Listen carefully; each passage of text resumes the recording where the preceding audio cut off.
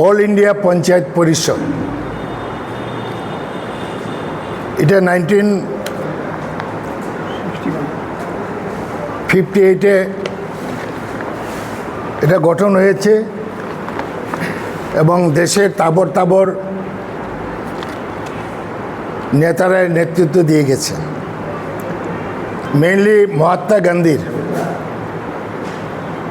গান্ধীর যে চিন্তাধারা, গ্রাম স্বরাজ গঠন করা, এটারে ভিত্তি করে অল ইন্ডিয়া পঞ্চায়েত পরিষদ গঠন হয়েছে।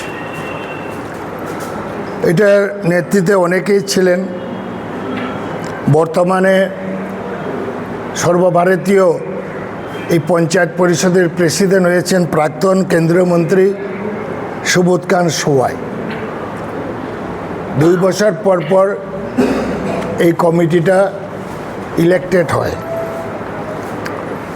এবার আমাকে ত্রিপুরার প্রেসিডেন্ট করেছেন অল ইন্ডিয়া পঞ্চায়েত পরিষদে এবং নর্থ ইস্ট রিজনের দায়িত্ব দিয়েছেন।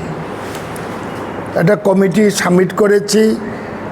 কমিটিটা আরও বাড়বে, অনেকে বাতও পড়েছে, আমরা পরে রিসাবল করব।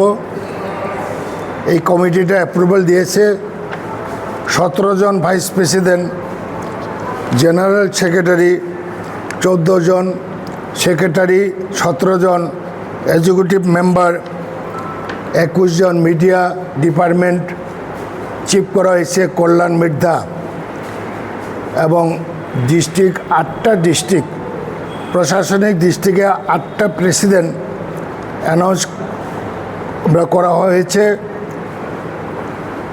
59 ডিস্ট্রিক্টের জন্য স্বাগত দাস, নর্থ ত্রিপুরা ডিস্ট্রিক্টে সুখেন্দু ভট্টাচার্য, ধলাইয়ের সমীর দাস, খোয়াইয়ের পরিতোষ দাস এবং ওয়েস্ট ত্রিপুরার প্রণব দেবনাথ, শান্তিরঞ্জন রায় সিপাহীজলা ডিস্ট্রিক্টে, প্রদীপ কুমার সরকার গোমতী ডিস্ট্রিক্টের, এবং শ্রীপতি মজুমদার উনি সাউথ ত্রিপুরার।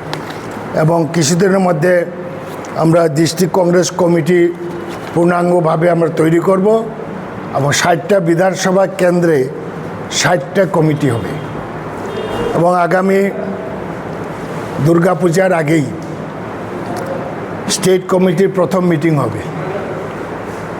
এবং এটা মূল উদ্দেশ্য হচ্ছে যে পঞ্চায়েত ব্যবস্থা যে আছে,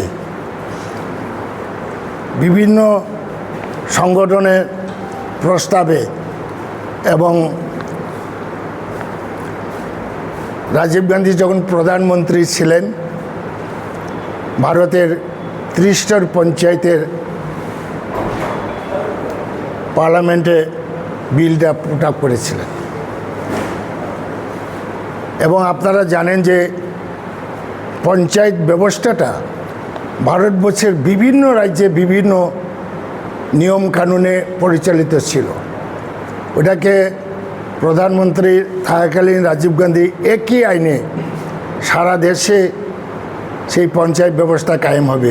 এটাকে বলে 30টার পঞ্চায়েত, জেলা পরিষদ, পঞ্চায়েত সমিতি এবং গাঁও পঞ্চায়েত।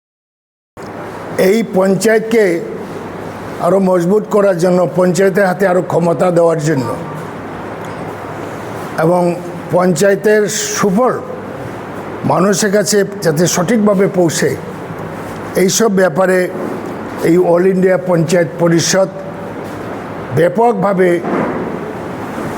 প্রচার করবে।